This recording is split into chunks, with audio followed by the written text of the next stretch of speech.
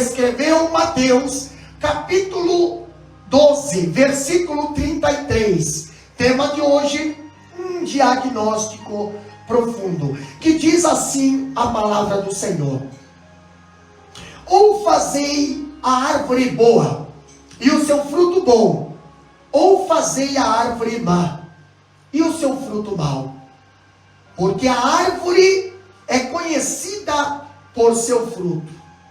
Ó geração de víboras, como podeis vos dizer boas coisas, sendo maus? Pois do que em abundância no coração há, disso fala a boca. O homem bom traz boas coisas do bom tesouro do seu coração, e o homem mau, do mau tesouro traz coisas más. Mas eu vos digo que de toda palavra ociosa que os homens disseram, hão de dar conta no dia do juízo. Versículo 37. Porque por tuas palavras serás justificado, e por tuas palavras serás condenado. Então responderam alguns dos escribas e dos fariseus, dizendo: Mestre, como nós queremos um sinal, ver um sinal de ti. Mas ele lhe respondeu e disse: uma geração má e adúltera procura um sinal, não se lhe dará outro sinal, senão o sinal do profeta Jonas. Pois como Jonas esteve 3 dias e 3 noites no ventre da baleia, assim estará o Filho do Homem 3 dias e 3 noites no coração da terra.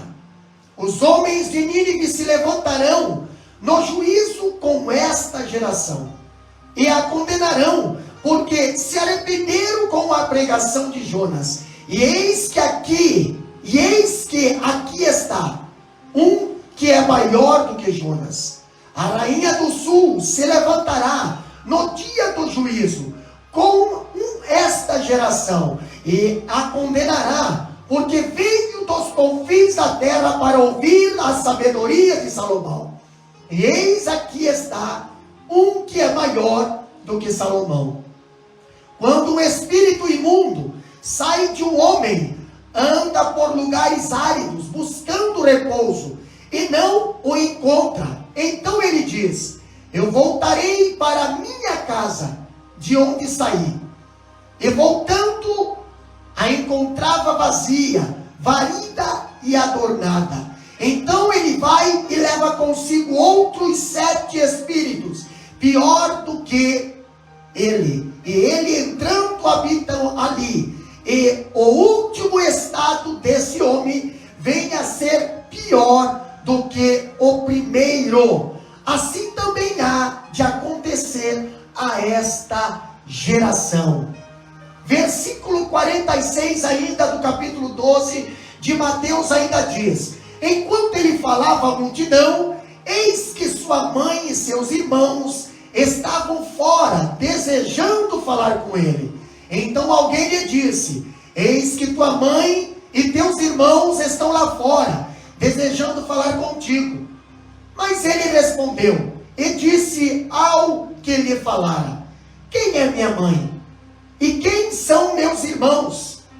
E ele, estendendo a sua mão em direção aos seus discípulos, disse: eis aqui minha mãe e meus irmãos, porque qualquer que fizer a vontade de meu Pai que está no céu, este é meu irmão e minha mãe. Meus queridos irmãos que nos ouvem neste momento, quando nós olhamos para esta passagem, esse estudo de Mateus, nós vemos que no estudo passado, depois que Jesus ele tratou do pecado sem perdão, ele agora alertou para o perigo de parecer uma coisa e ser outra. O perigo da hipocrisia. Aqueles que são piedosos precisam precisam demonstrar essa piedade por sua conduta. Jesus agora ele começa a explicar algo interessante para aquele povo. A árvore, ela determina o fruto. E o fruto revela a natureza da árvore. É isso que nós precisamos aprender agora através desse estudo. O fruto e a árvore, meus queridos irmãos, eles andam juntos. Não devem separar-se. As palavras diagnosticam o coração de uma pessoa. E o coração desta pessoa faz conhecido pelas palavras. Então nós vejamos alguns pontos interessantes aqui, aonde Jesus, no capítulo 12, a partir do versículo 33, ele revela agora aquela multidão. Ele revela alguns pontos importantes. Primeiro, ponto é que o fruto revela a árvore e a boca revela o coração. Olha só que interessante. Jesus ele usa duas figuras para ilustrar a verdade de que a nossa natureza revela as nossas ações. E as nossas palavras, elas são a radiografia do nosso coração. Depois Jesus faz um alerta. Quando ele fala do fruto, quando ele fala da árvore, ele faz um alerta àquele povo que estava ali ouvindo Jesus ensinar. E qual foi o alerta?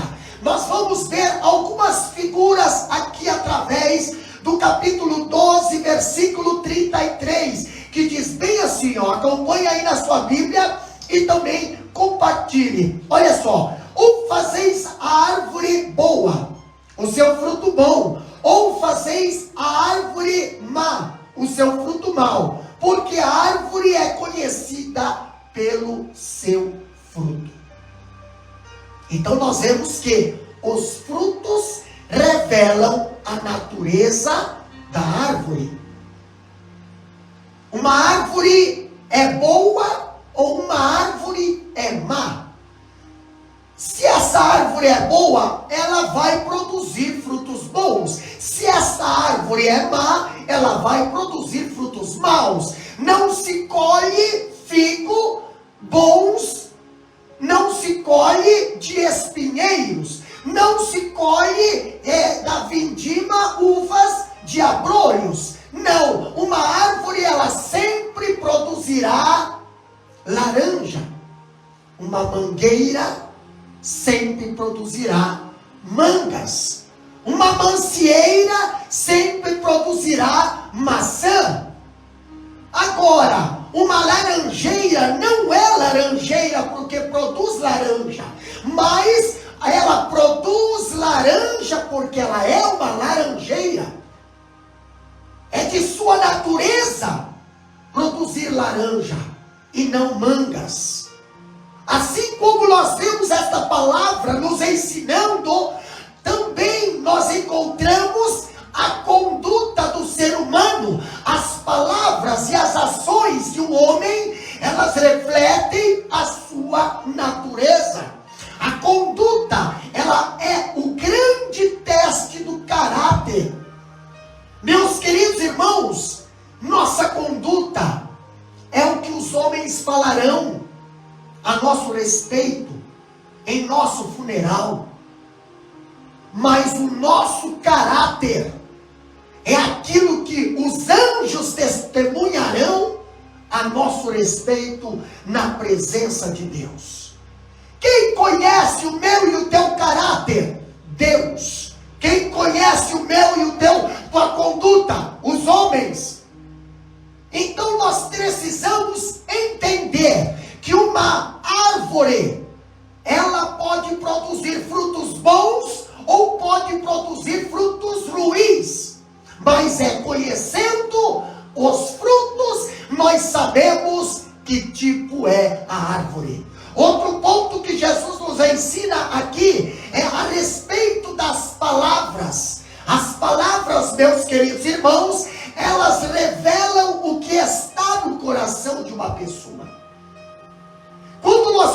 para esta passagem, nós vemos que o coração de uma pessoa é um reservatório. O coração de uma pessoa é uma espécie de um armazém, e é como um tesouro bom ou um tesouro mau. O homem bom, ele tira do bom tesouro o bem, mas o homem mau, ele tira do mau tesouro o mal. Da mesma forma, nós encontramos o homem, ele tira do coração suas palavras, pois a Bíblia diz: a boca fala do que está cheio o coração. Então, tentar encobrir ali a sujeira que ali está no coração com palavras bonitas, isso é hipocrisia.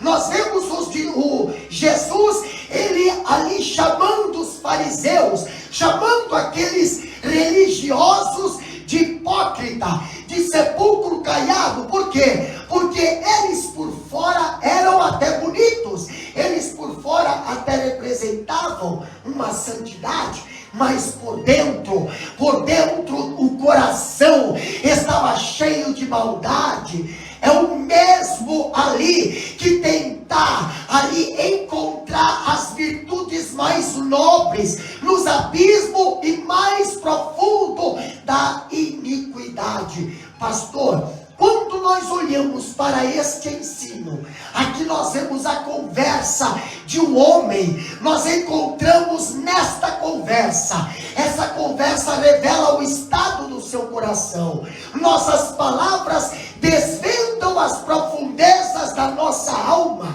As nossas palavras, elas trazem à luz as camadas abissais do nosso coração. Se o que está no nosso coração é bom, o excelente que vaza será bom também. Agora, se o conteúdo do ser interior é ruim, o que vaza pela boca será também ruim. Quando Jesus ensina aqui, através do versículo 35, ele fala: o homem bom traz boas coisas do bom tesouro do seu coração. O homem mau, do mau tesouro, traz coisas más. Meus queridos irmãos, capítulo 12 de Mateus, versículo 36, versículo 37. Aqui nós vemos que as nossas palavras, elas testemunharão contra nós no tribunal de Deus. As nossas palavras, elas testemunharão contra nós no tribunal de Deus. Que tribunal é esse, pastor? No dia do juízo, ali nós vemos as palavras frívolas que proferimos se levantarão contra nós naquele dia. Essas palavras serão testemunhas de acusação ou de defesa contra nós ou a favor de nós. Justificar-nos-ão ou nos condenarão. Nossas palavras. Sim, a Bíblia fala em Provérbios, capítulo 18, versículo 21, que as nossas palavras podem dar vida ou pode matar. Vamos ler Provérbios 18 e 21. Diz bem assim a palavra de Deus: a morte e a vida estão no poder da língua, e aqueles que a amam comerão do seu fruto. Nossa língua tem poder de dirigir como um leme de navio, ou como um freio de um cavalo. A nossa língua, ela tem o poder de destruir como um veneno ou como um fogo. Também a nossa língua, ela tem o poder de destruir. Ela pode ser uma fonte de água doce, ou ela pode ser uma fonte de água salgada ou amarga. Mas nós precisamos usar as nossas palavras para abençoar e não para maldizer, Precisamos usar as nossas palavras para edificar a vida alheia e não para denegri-la, para promover o bem e não para espalhar o mal. A nossa boca precisa ser usada para glorificar a Deus e não para blasfemar contra o seu nome. Nós já falamos no estudo passado a respeito do pecado que não tem perdão, a blasfêmia contra o Espírito Santo. E agora, pastor? Agora esses discípulos, esse povo que seguia Jesus, agora eles queriam ver um sinal. Eles queriam ver um sinal, mas gente, pessoas estavam andando com Jesus, pessoas estavam acompanhando Jesus, vendo milagres, maravilhas, vendo pessoas sendo libertas e não enxergavam os sinais. Quando nós olhamos aqui nesse estudo, eu vejo a procura de sinais, revela uma cegueira incorrigível. Por quê? Quando os discípulos aqui, os fariseus, eles responderam aqui, alguns dos escribas, versículo 38, e dos fariseus, dizendo: mestre, nós queremos ver um sinal. Queremos ver um sinal. Hoje nós encontramos até religiosos que vão para as igrejas querendo ver sinais. Pessoas querendo ver sinais, outras sendo enganadas por falsos sinais. Exatamente, aqui nós temos os escribas e os fariseus. Os escribas e os fariseus ouviram muitos ensinamentos, eles viram muitos milagres, mas a perversidade persiste. Olha só que interessante. Eles querem sinais. Eles desejam provas para acreditar que Jesus é o Messias. Eles querem ver sinais. Hoje, para as pessoas quererem aceitar a Jesus, eles só aceitam se ver algum tipo de milagre, algum tipo de sinal. Eles buscam evidências, só que eles não estavam vendo por falta da luz, mas por falta de olhos espirituais. Esse povo era cego espiritualmente. Eles enxergavam, mas não viam. Eles estavam perdendo a grande oportunidade de ouvir com os ouvidos da alma e também de ver com os olhos da fé. O Filho de Deus estava entre eles e ver com os olhos da fé, mas eles não enxergavam, porque eles eram incrédulos. A incredulidade os cegava.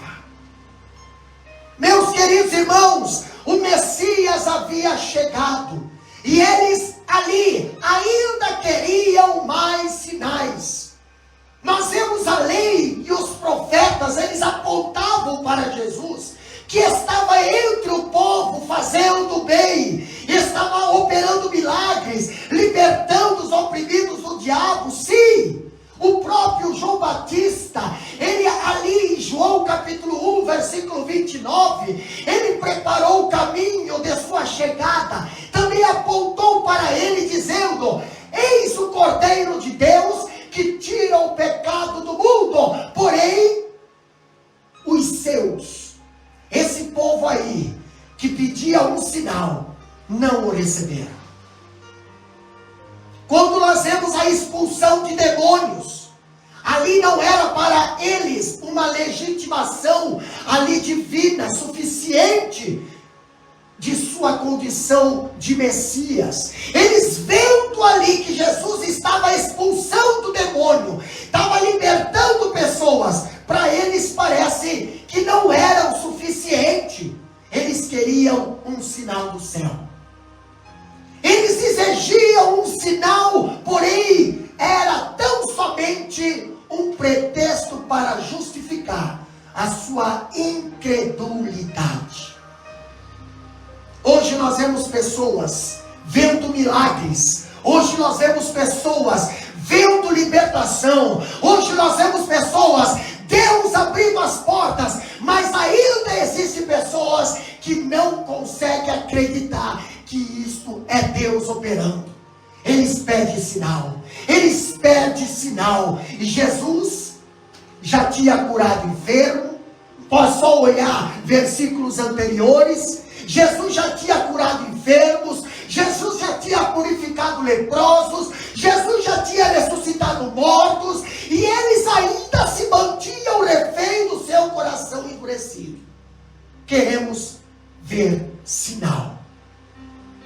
Até mesmo quando Jesus estava de pendurado, lá no madeiro, na cruz do Calvário, eles disseram sobre ele, eles falavam: Jesus, desça da cruz, salva-te a ti, salva-te nós, e nós quereremos em você.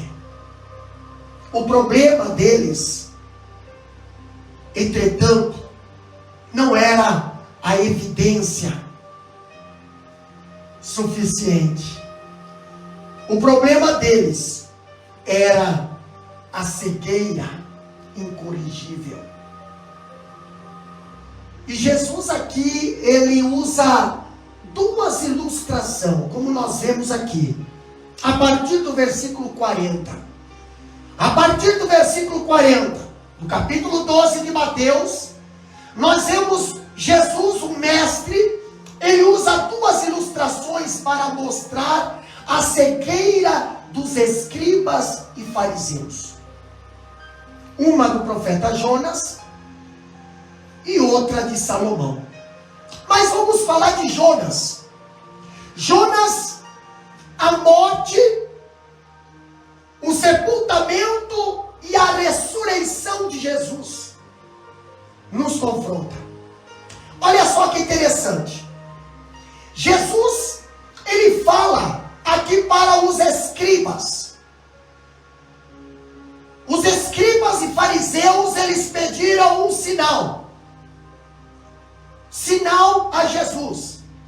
E ao apresentarem a sua solicitação, observam as formas exteriores da cortesia e do respeito. Olha só, tal polidez, contudo não passava de mera aparência. Vamos ver o que diz o versículo 38. Então responderam alguns dos escribas e dos fariseus, dizendo: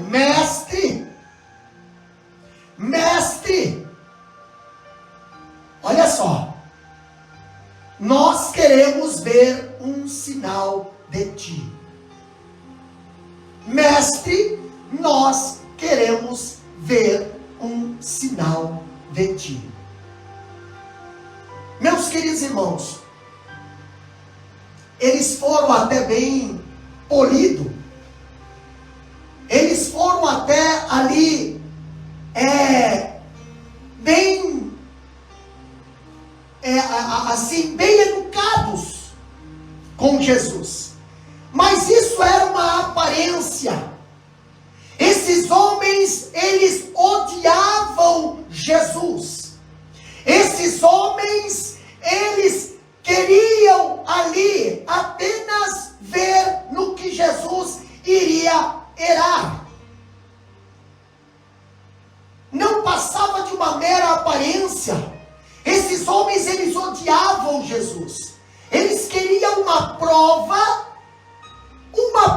incontestável de que, de fato, ele era o Messias. Mesmo depois de tantas evidências e provas, eles queriam que Jesus desse mais prova. Tipo assim, queremos algo emocionante, excitante, queremos algo sensacional, queremos um sinal do céu, queremos algo, Senhor, queremos um sinal, dai-nos um sinal. E Jesus deu-lhes o sinal de Jonas, que representava sua morte. Jesus deu-lhes o sinal do sepultamento. Jesus deu-lhes o sinal da ressurreição. Jesus falou aqui, versículo 40, pois como Jonas esteve 3 dias e 3 noites no ventre da baleia, assim estará o Filho do Homem 3 dias e 3 noites no coração da terra. Pastor, explica isso. Sim, eu vou explicar. É a morte e a ressurreição de Jesus que prova ali, que provam incontestavelmente que ele é o Messias, o Filho de Deus. Romanos capítulo 1, versículo 4. Olha o que a Bíblia fala em Romanos capítulo 1, versículo 4. E declarou ser o Filho de Deus com poder, segundo o Espírito de santidade, pela ressurreição dos mortos. E foi isso que Pedro pregou a Israel no dia de Pentecoste. Foi isso que ele pregou. Quando o povo estava ali, diante do cenáculo, vendo aquela descida do Espírito Santo, o povo ali falando em línguas, e a pessoal da cidade dizendo que estavam bêbados, embriagados. Pedro, em Atos capítulo 2, versículo 22 até o 36, ele diz: este povo não está embriagado, mas aqui está uma prova da ressurreição daquele homem que vocês mesmos mataram. Pedro pregou a Israel no dia de Pentecoste. E o testemunho da igreja primitiva, ele girava em torno da ressurreição de Jesus. A igreja começou a ser perseguida porque pregava que Jesus ressuscitou. Jesus não está no sepulcro, Jesus está vivo. Eu vi ele, nós vimos ele. Muitas pessoas viram ele, e até os soldados eles foram pagos para saírem dizendo que roubaram o corpo da sepultura, mas era mentira. Jesus havia ressuscitado. E Jesus falou: não vou lhe dar um sinal, a não ser o sinal do profeta Jonas. Jonas foi um sinal para os ninivitas, assim como o Filho do Homem seria para esta geração, no capítulo 12, versículo 40. O sinal do profeta Jonas, da mesma forma que Jonas passou no ventre do grande peixe, 3 dias e 3 noites, como está escrito em Jonas 1:17. Jesus também passou 3 dias e 3 noites no ventre da terra. A evidência mais eloquente, meus queridos irmãos, de que Jesus era o Messias, não era seus sinais espetaculares, nem seus milagres estupendos ali, não, mas era a sua morte, o seu sepultamento e a sua ressurreição. Muitos estão preocupados com sinais, mas nós deveremos pregar que Jesus ressuscitou e ele vive para sempre em nossos corações, em nossas vidas. Meus queridos irmãos, Jesus disse que no dia do juízo final, os ninivitas se levantariam, ou se levantarão para condenar essa geração. Capítulo 12, versículo 41, ali diz bem assim, os homens de Nínive se levantarão no juízo com esta geração, e a condenarão, porque se arrependeram com a pregação de Jonas, e eis que aqui está o que é maior do que Jonas. Pastor, o que tem a ver a pregação de Jonas com a pregação de Jesus? Pois é, aqueles lá, ninivitas, presta bem atenção no que eu vou falar agora.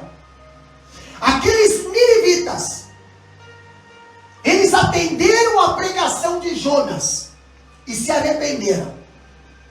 Mas Jesus, sendo maior do que profeta Jonas não foi ouvido por sua geração, que permaneceu incrédula e perversa. Jesus, que não era o profeta Jonas. Jonas, quando foi chamado, ele no começo, ele fugiu. Jesus não fugiu. Jonas precisou passar pelo ventre do peixe. Jesus não precisou passar por isso. Jonas não aceitou a sua missão de começo. Jesus aceitou a sua missão já antes da fundação do mundo. Mas a pregação de Jonas, os ninivitas aceitaram. E a pregação do próprio mestre, os judeus não aceitaram. Pessoas menos iluminadas obedeceram a uma pregação menos iluminada. Pessoas muito mais iluminadas, porém negaram-se a obedecer à luz do mundo. Ninivitas não eram o povo escolhido. Ninivitas não era descendente de Abraão. Ninivitas não eram circuncidados. Ninivitas simplesmente era o povo que ali estava a ponto para morrer, através de uma condenação da ira de Deus. Mas eles se arrependeram a mensagem do profeta Jonas. Agora vamos trazer para os judeus. Quem eram os judeus? Os judeus eram o povo da promessa. Os judeus eram o povo escolhido. O judeu era o povo na qual sairia o Messias. E eles rejeitaram. Quando nós vimos aqui falando sobre o próprio Salomão, o sinal de Jonas e o sinal de Salomão, nós vemos no versículo 42, aqui diz: a rainha do sul se levantará do dia do juízo com esta geração e a condenará, porque veio dos confins da terra para ouvir a sabedoria de Salomão. E eis aqui está um que é maior do que Salomão. Pastor, Salomão, a sabedoria de Jesus nos confronta. A ênfase desse versículo não está nas obras de um profeta, mas na sabedoria de um rei. Olha só, Salomão, ele era famoso por sua sabedoria. Exatamente, quando nós olhamos a rainha de Sabá, a rainha lá do sul, a rainha de Sabá, ela se levantou no juízo, ela se levantará no juízo para condenar aquela geração. Por quê? Pois fez uma longa viagem. Se você quer ver, 1 Reis capítulo 10 fala que ela fez uma longa viagem lá dos confins da terra para ouvir a sabedoria de Salomão. Ela veio somente para ouvir a sabedoria de Salomão. Agora, o povo que habitava na cidade, sendo Jesus maior que Salomão, não creram em suas palavras, mesmo ele estando habitando entre eles. Meus queridos irmãos, quantas vezes pessoas que estão com Jesus, estão ali do lado de Jesus, caminhando com Jesus, não valorizam Jesus. E vem pessoas lá de fora. As duas figuras usadas por Jesus abrangiam aqui os gentios. Quando nós falamos de Jonas, nós vemos os gentios, os ninivitas. Quando nós falamos de Salomão, nós vemos a rainha do sul, a rainha de Sabá. Duas figuras usadas aqui para os gentios. Por quê, pastor? Porque os ninivitas gentios, ao ouvirem Jonas, arrependeram-se e foram poupados. A rainha de Sabá, sendo gentia, ao ouvir as palavras de Salomão, maravilhou-se, creu. E o povo judeu que estava ali, Jesus morando ali na cidade, habitando com eles, eles não criam. O que eles queriam, pastor? Eles queriam um sinal. Eu quero um sinal. Queremos Senhor, se com todos os seus privilégios, os judeus não se arrependeram, o povo de Nínive e a rainha de Sabá testemunharão contra eles no julgamento final. Meus queridos irmãos, quando olhamos para este estudo, nós vemos a falta de compromisso com Deus. Gera uma grande ameaça. Capítulo 12, versículo 43 a 45. Nós vemos aqui quando Jesus trata a respeito de um homem que foi liberto de um espírito imundo, mas ele deixou de comprometer-se com Deus. Presta bem atenção nessa passagem, que muitas pessoas hoje não querem se envolver com a obra de Deus, não querem se envolver com nada de Deus. Eu quero dizer para você, você é uma casa vazia, está prestes a ser habitada por espíritos malignos. Quando a Bíblia diz, aqui no capítulo 12, versículo 43 a 45, nós vemos que o demônio que saiu do homem ainda o chama de minha casa. O demônio, ele saiu, mas o Espírito Santo não entrou. A vida dessa pessoa até tornou-se melhor, mas a transformação não aconteceu. Então, o que nós vemos aqui, pastor?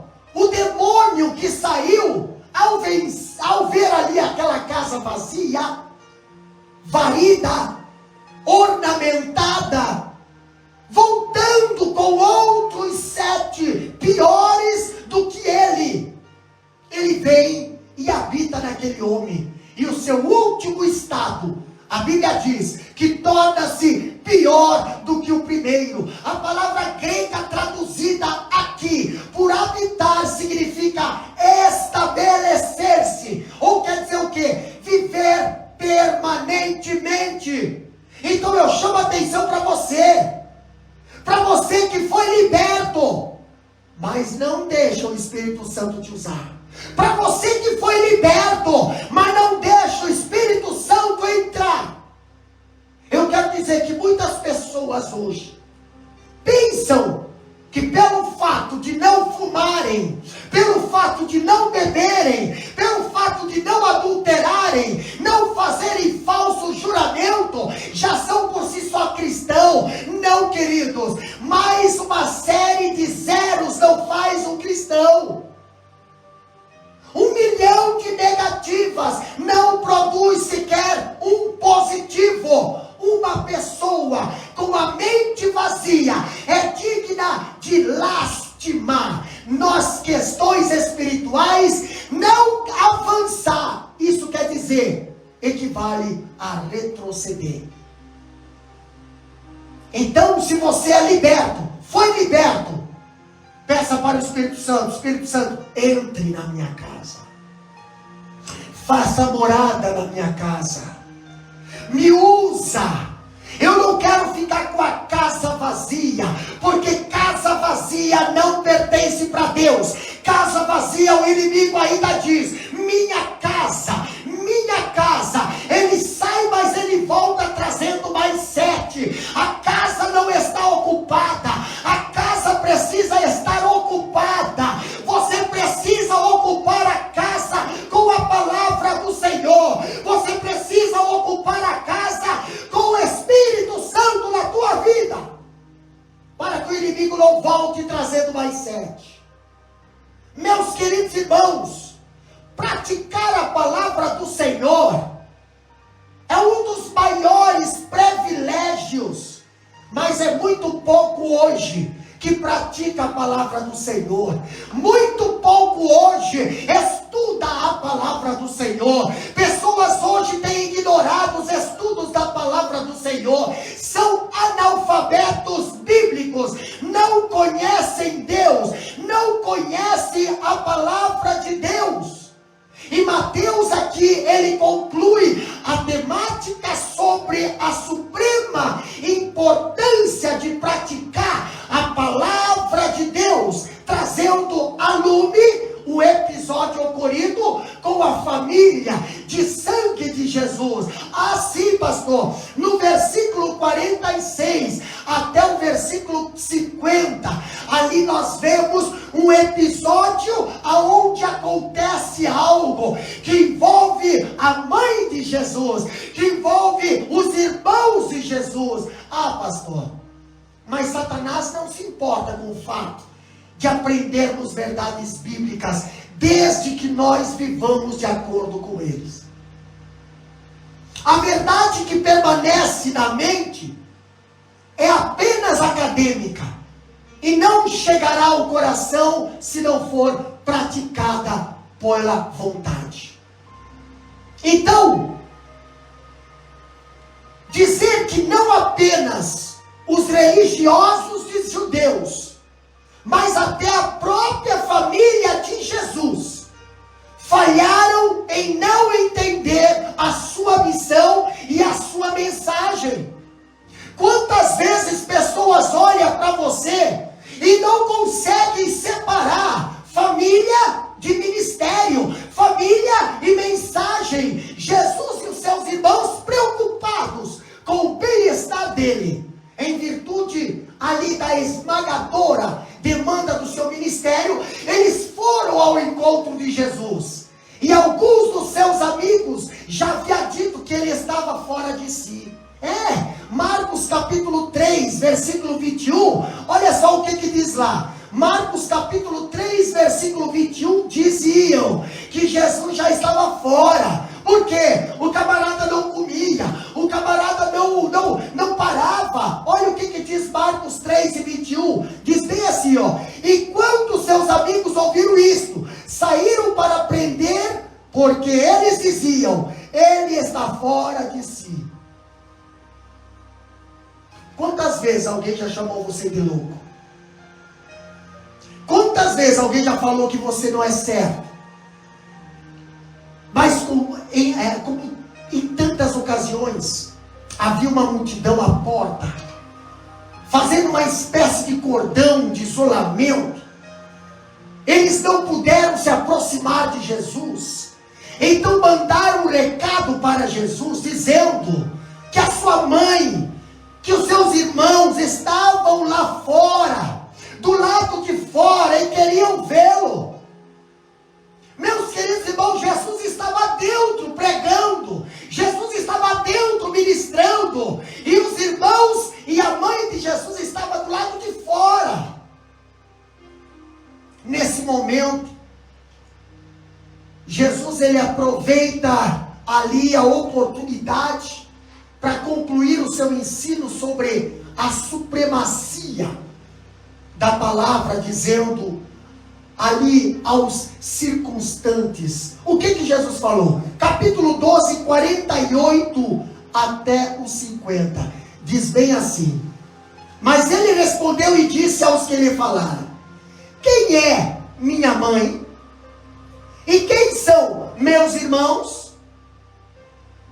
E eles estenderam a sua mãe em direção aos seus discípulos e disse: eis aqui minha mãe e meus irmãos. Porque qualquer que fizer a vontade de meu Pai, que está no céu, este é meu irmão e esta é minha mãe. Com isso ali nós vemos Jesus, ele não estava desmerecendo a sua família de sangue. Ele estava sim enaltecendo privilégio ainda maior, ou de ouvir e o de praticar a palavra de Deus. Quem é a minha família? A minha família é a que ouve a palavra do Senhor. Mais importante do que quer ter feito para a família de sangue de Jesus é participar da sua família espiritual e ser membro da família de Deus. Quantos muitas das vezes deixam a família espiritual por causa da família de sangue? escritor ainda diz que todos os crentes em Jesus fazem parte da família real, porque são feitos príncipes e irmãos de Cristo. Agora Jesus, ele explicou que a maior prioridade é fazer a vontade de Deus, é estar na vontade de Deus. Reafirmamos que é acima de qualquer suspeita, que Jesus não está aqui repudiando, desprezando a sua família, não. Ele pensou na sua família quando estava na cruz do Calvário. Ele estava pendurado na cruz, lá na agonia de realizar a redenção do mundo. Ali o que ele se preocupou? Ele chamou João e disse: João, eis aí a sua mãe. O que ele quer dizer é que o nosso dever diante de Deus deve tomar precedência sobre as demais coisas. Os laços espirituais são muito mais importantes do que os laços físicos. Jesus nos deu o exemplo. Quem é a minha família? Quem é a minha mãe? Quem são os meus irmãos? Senão aqueles que fazem a vontade de Deus. Eu quero orar por você nesse momento. Eu quero agradecer a Deus por você nesse momento. Eu quero orar pela sua vida neste momento. Quem sabe você é até uma pessoa boa, uma pessoa que não pratica coisas más, mas eu quero dizer, o seu coração está vazio. Você precisa preencher com as coisas de Deus. A casa vazia, ela pode ser habitada pelo inimigo ainda, e ainda trazendo mais 7 junto. Mas eu quero te oferecer a palavra de Deus para o seu coração. Aqui nós aprendemos que o coração cheio da palavra de Deus, você vai transmitir palavra de Deus. A árvore que tem bons frutos, ela vai transmitir bons frutos. O coração cheio de coisas boas, a boca vai falar coisas boas. Então eu quero dizer para você: enche tua vida da palavra de Deus, preenche o teu coração com a palavra de Deus, e abre a tua boca com sabedoria. Não deixa o inimigo entrar ali aonde a sua vida foi liberta, mas a casa está vazia. Não deixa o inimigo voltar, pegar a casa limpa, trazendo mais 7, ali habitar permanentemente, não. Ali mobile a tua vida, enche a tua vida com a palavra do Senhor. De tarde, de manhã e a meio-dia, o salmista diz: eu adorarei ao Senhor, eu meditarei na tua palavra para sempre. Eu quero orar por você, você que tem aí um pedido de oração. Nós queremos orar pela tua vida. Deixa aí nos comentários, a igreja estará orando neste momento. Amado Deus e eterno Pai, nós estamos neste momento, Senhor, aqui, Pai querido, orando por cada vida, Senhor, que está ouvindo, Senhor, esta oração, que ouviu a palavra, Senhor, a palavra que liberta, a palavra que transforma, a palavra que restaura, Senhor, a palavra que cura. Deus querido, aonde estiver um coração aflito, aonde estiver um coração vazio, ali que tu venha entrar neste momento, que tu venha encher a casa, que tu venha encher da tua glória, encher da tua presença, encher do teu amor, encher da tua paz, querido. Sim, meu Pai, abençoa, Deus, a cada família, abençoa a cada ouvinte, abençoa, Senhor, trazendo a cura aos enfermos, abrindo portas, Senhor, para aqueles que estão desempregados. Deus querido, causas da justiça, entra com providência, Senhor. Também abençoa, Deus, trazendo de volta os desviados, Pai, aí que está levantando a mão neste momento, essa pessoa que está te aceitando como Salvador. Abençoa, Senhor, perdoando, Senhor, a sua vida e escrevendo o seu nome no livro da vida. Deus querido, nós te agradecemos por esse culto, te agradecemos participado e a cada um que vai ouvir, Senhor. Assim nós te agradecemos, Deus, no nome de Jesus Cristo. Amém, Senhor, e amém. Graças